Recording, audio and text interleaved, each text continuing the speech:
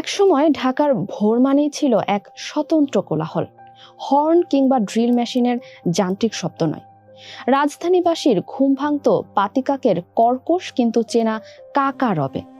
Dustbin থেকে ছাদ, বৈদ্যুতিক তার থেকে মেহগনি গাছের ডাল, কাক ছিল ঢাকার এক অবিচ্ছিন্ন অংশ।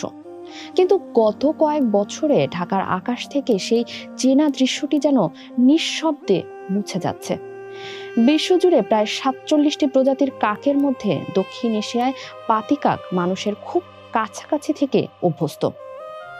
পাখি প্রেমীরা বলছেন ২০২৪ সালের পর থেকে ঢাকার শব্দভূমি বা সাউন্ডস্কেপ অদ্ভুতভাবে নিস্তব্ধ হয়ে গেছে। বিজ্ঞান তথ্য জোগাড় করার আগেই সাধারণ মানুষ টের পাচ্ছে সেই অনুপস্থিতি। একসময় ঝাঁকে ঝাঁকে ওরা পাতিকা কিংবা সবুজের কোনায় লুকিয়ে থাকা দাঁড়কাক এখন যেন এই কংক্রিটের জঙ্গলে আগন্তুক। যেখানে আগে বৈদ্যুতিক তারে ডজন ডজন কাক বসে থাকতো, সেখানে এখন কেবল শূন্যতা।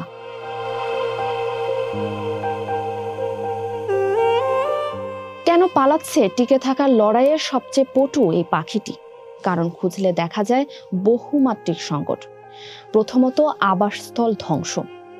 ২০০০ সালের পর থেকে ঢাকায় বাগান ও বড় গাছের সংখ্যা আশঙ্কাজনকভাবে কমেছে। সড়ক প্রশস্তকরণ ও ফ্লাইওভার নির্মাণের জন্য যখন তখন গাছ ছাঁটাই বা উপড়ে ফেলা হচ্ছে। ঢাকার ৫০০ মিটারের মধ্যে এখন ১০টি গাছ খুঁজে পাওয়া ভার। বাসা বাঁধার জায়গা হারিয়ে অস্তিত্ব সংকটে এই বুদ্ধিমান পাখিরা। দ্বিতীয়ত, খাদ্য সংকট ও বিষক্রিয়া। উন্নত বজ্র ব্যবস্থাপনার কারণে খোলা ডাস্টবিন কমলেও কাকদের প্রধান খাদ্য উৎস বন্ধ হয়ে গেছে। অন্যদিকে যত্রতত্র ফেলা প্লাস্টিক ও রাসায়নিক বজ্র খেয়ে প্রতিনিয়ত বিষক্রিয়ায় মরছে এই পাখিরা। তৃতীয়ত, দূষণ ও তাপচাপ। ঢাকার বায়ু দূষণ ও ক্রমবর্ধমান তাপমাত্রা পাখির শ্বাসতন্ত্র ও প্রজনন ক্ষমতার উপর মারাত্মক প্রভাব ফেলছে। কংক্রিটের কারণে তৈরি হওয়া হিট আইল্যান্ড প্রভাব পাখিদের বসবাসের অনুপযোগী পরিবেশ তৈরি করছে। পরিবেশগতভাবে কাক হলো প্রকৃতির পরিচ্ছন্নতা কর্মী। তারা জৈব বর্জ্য ও মরা জীবজন্তু খেয়ে শহর পরিষ্কার রাখে। তাদের হারিয়ে যাওয়া মানে শহরের বর্জ্যচক্র ব্যাহত হওয়া। তাই পরিবেশবিদরা সতর্ক করেছেন, কাক কোনো সংবেদনশীল বনাঞ্চল নির্ভর পাখি নয়, এরা টিকে থাকার প্রতীক। যদি এমন অভিযোজনক্ষম পাখিও শহর ছেড়ে পালায়, তবে বুঝতে হবে ঢাকার পরিবেশ ব্যবস্থা মারাত্মকভাবে ভেঙে পড়েছে।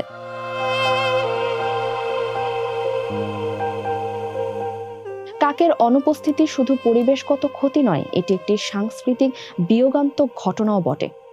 রিকশা চালক থেকে শুরু করে বয়োজ্যেষ্ঠ সবার স্মৃতিতে থাকা সেই দলবদ্ধ কাকেদের ওড়াউড়ি এখন কেবলই গল্প। ঢাকা হয়তো বড় বড় ফ্লাইওভার আর টাওয়ারে সেজেছে, কিন্তু বিনিময়ে হারিয়েছে তার চিরচেনা প্রাণস্পন্দন। শহর যত নিয়ন্ত্রিত আর তথাকথিত পরিষ্কার হচ্ছে, ততই জীববৈচিত্র্যহীন এক মরুভূমিতে পরিণত হচ্ছে আমাদের প্রাণের শহর ঢাকা। শব্দহীন এই ভোর আমাদের এক কঠিন প্রশ্নের মুখে দাঁড় করিয়ে দিয়েছে। পাখিহীন এই কনক্রিটের খাঁচায় আমরা কি আদৌ বাসযোগ্য পরিবেশ বজায় রাখতে পারছি? ফারিহা আহমেদ, মানবকণ্ঠ।